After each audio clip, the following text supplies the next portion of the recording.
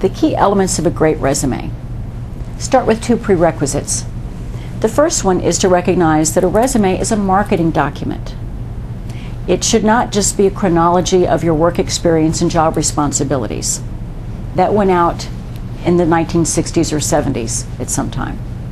Second thing, the bar has been raised. If it's been a few years since you've created a resume, your resume is probably not going to be good enough in today's competitive marketplace. A lot of people have bought books or gotten professional help, and they're writing better resumes these days. So your resume needs to be pretty darn good too. So, with that in mind, the three, in my opinion, most important elements of a successful resume. Number one is what we call the profile at the top of the resume. In marketing terms, we call it positioning. It's where you tell your target audience what you do and why you're special about what you do. It enables the reader to know, or should enable the reader to know, immediately what you do. So instead of having the word profile in big, bold, center of the page profile or summary, that's wasted eyeball attention. It should say Director of Marketing, or Media Executive, or Software Development / Project Manager. Something that enables the reader to immediately find out or learn what you do.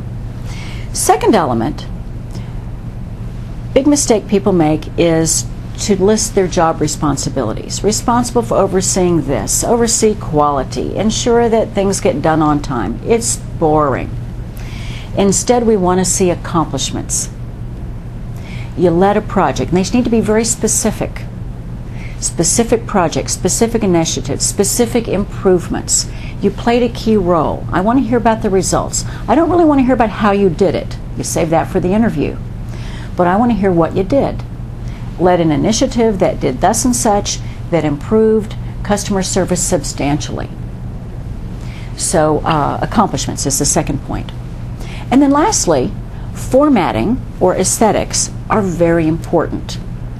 Imagine that the person reading your resume at your target company has just looked at 15 or maybe 50 resumes just before they picked yours up to look at it, or pulled it up on the computer screen at 7 p.m. They want to go home, but they've got to get through this blur of resumes on the computer screen.